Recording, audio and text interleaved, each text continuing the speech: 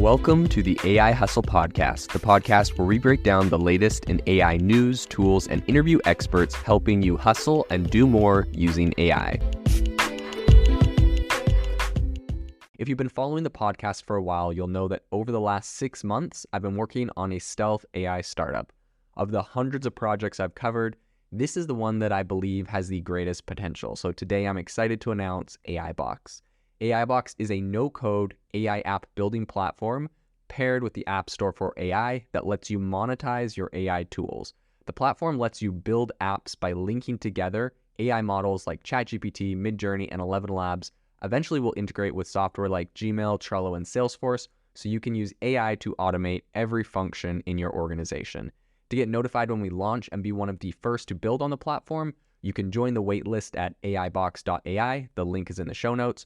We are currently raising a seed round of funding. If you're an investor that is focused on disruptive tech, I'd love to tell you more about the platform. You can reach out to me at jaden@aibox.ai. I'll leave that email in the show notes. Today on the podcast, we are going to be talking about robots. We're going to be talking about revolutionizing healthcare. We're going to be talking about a professor that failed all of their students for using ChatGPT and a couple other interesting stories that are happening around right now. The first one I wanted to talk about as far as AI robots arriving. This is kind of interesting because in the past, we've seen that Tesla's creating a humanoid robot. And when they first debuted it, I'll be honest, I was rather unimpressed. The thing could hardly move. It didn't look super realistic. Not like some of the other images they kind of teased of this thing. And so I wasn't super impressed. Now, that being said, of course, any humanoid robot, it's impressive if it can move. But when you've seen things like the Boston Dynamics humanoid robot, which if you've seen their demo video recently that went viral, essentially the thing is on a construction site. Someone's like, hey, can you bring me a hammer? This thing looks like a person walking, and it picks up like a hammer bag, does a whole bunch of flips, climbs up some scaffolding, gives the dude the hammer, and then does a backflip off. It's pretty terrifying how powerful it is. In any case, Boston Dynamics has been viewed as the most advanced robot. Essentially, you've seen the robot dogs that are really hard to push over, whatever. You've probably seen the dystopian China mounting speakers and other people mounting automatic rifles to those. So, that's kind of sketchy, but Boston Dynamics is kind of seen as the leader here. And what I do think is interesting is that there are other companies coming out. Of course, Tesla had theirs. Tesla actually today released a video of their Optimus robot, and they have 5 of them walking around. They're looking a lot more nimble, and it just reminds me of the advancements we saw with Boston Dynamics. Now, why do I bring up humanoid robots when talking on an AI show? Because number one, inevitably these things are going to have AI built into them. In fact, with Tesla's demo, at the end of it, it literally said, come and work at Tesla AI to help us build things like this. So the robotics and AI is going to be a combination. And I think that robotics is going to play a very massive phase in a really broad rollout of AI right now. The sentiment I've heard from a lot of other founders that are working in AI right now, which is how I've literally thought is they're oh man, things are evolving so rapidly. People are coming out with technology so rapidly. Is this even worth developing? Or is someone else just going to build something that's going to knock me out? Should I just go become a plumber or an electrician or do something like that? So that's the sentiment I've had. But the thing is, you can do that. And I believe you have 3 or 4 years on you if you want to go do that.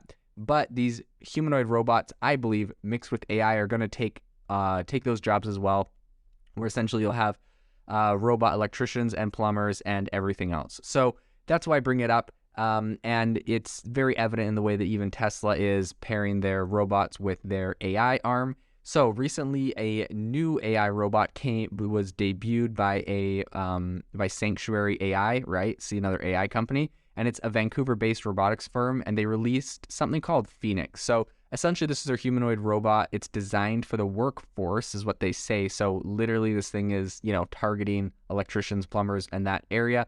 It's about 5'7", and it weighs 155 pounds. In their demo video, it showed off some really complex hand movements. It has a lot of different, its hands are very versatile. They can do a lot. But I will say, I'm trying to be very honest in my skepticism with these things.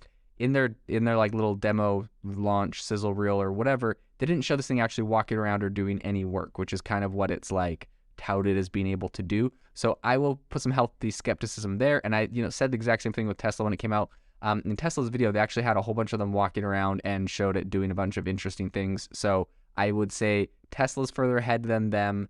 And Tesla also has a really solid team just because of Tesla self-driving AI and everything they're building there. And a lot of that team, I think, overlaps and helps them. So I think Tesla has a much stronger position. That being said, Boston Dynamics, as far as just a robot that can move and walk and do stuff, I think is even miles ahead of Tesla.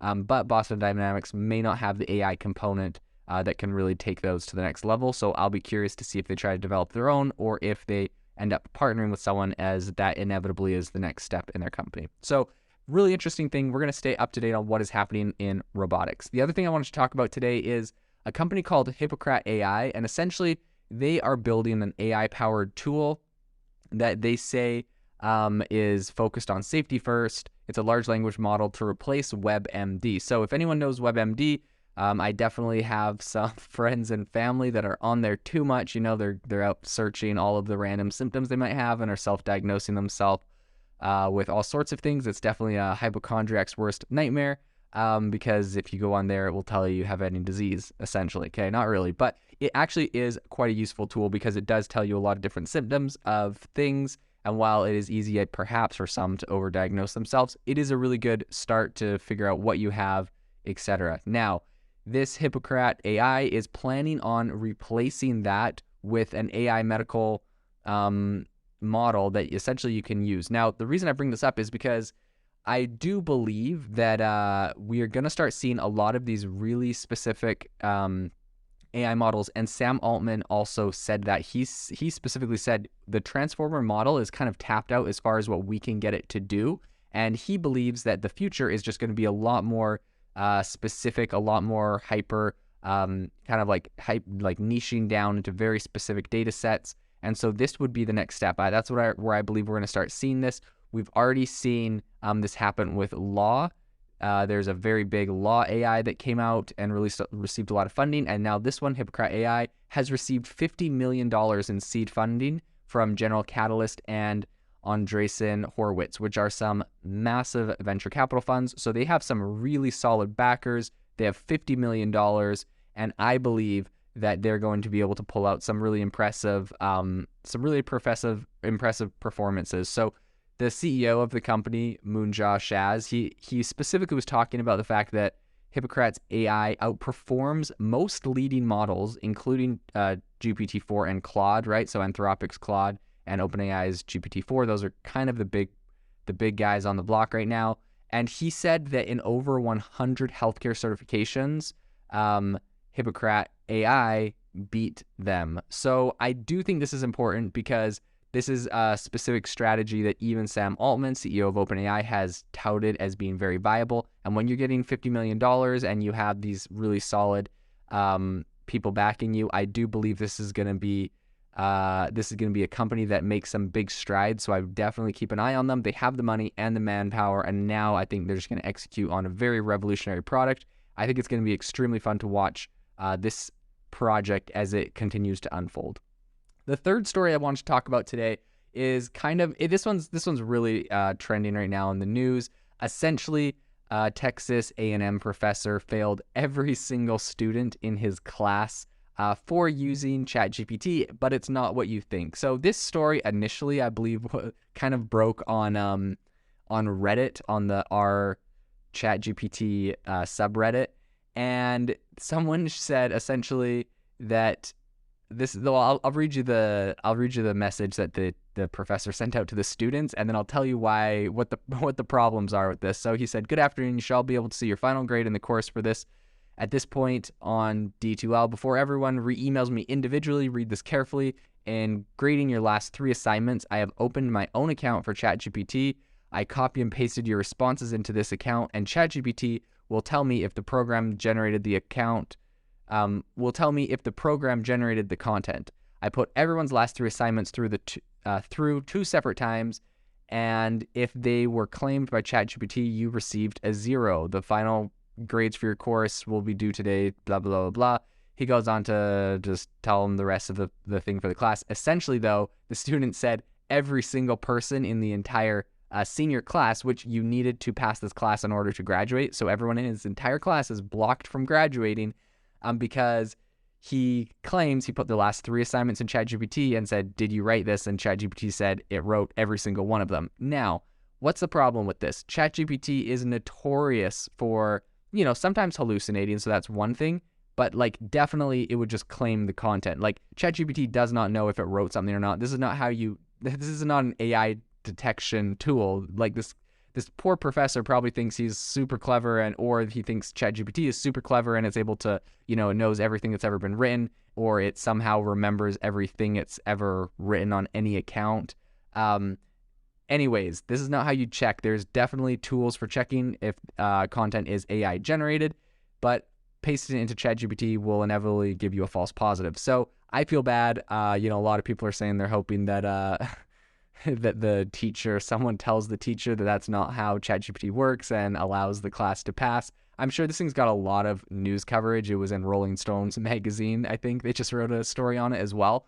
So at this point, hopefully it's just an embarrassing experience for the teacher. He moves on and doesn't have, any sort of pride or vendetta to try to actually sink the class. But yeah, anyways, just a note to the world, you need to use an actual AI detector. ChatGPT doesn't do that. Okay, one other very interesting story that came out recently. There was someone also on Reddit recently that was talking, essentially, they were going back and forth with a lawyer for someone that they were suing, and they said that they had to just recently tell the lawyer they've been using ChatGPT the entire time because they assumed that all of his legal strategy and all of his petitions and documents and affidavits and everything else that he'd been sending them had been coming from an actual other lawyer. And so it's actually kind of funny the way that he had to tell them this.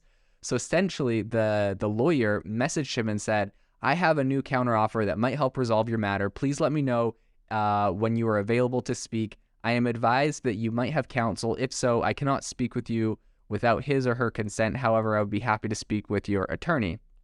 And, he replies back and he says, my counsel consents to us speaking. Can I call you now? And they said, I need to hear from him or her. This is not my policy. It's the New York rules of professional conduct. An email would suffice. And then they said, it's ChatGPT. My counsel is literally ChatGPT. And he has a screenshot of like literally what he's been asking ChatGPT, which recently he said, I need you to generate an agreement deal between two parties for the surrender of an apartment. Guarantee that the party formerly known as, and then he blanked it out, will cease all present and future legal proceedings. Give the party known as $2,000 on May 31st upon surrender of the apartment on that date. Then ChatGPT goes and, writes the entire agreement for surrender of apartment and release of claims. And these are the responses that he's been giving. Anyways, it's kind of funny. The lawyer then responded to him and said, then please call me. It's not considered a lawyer, ...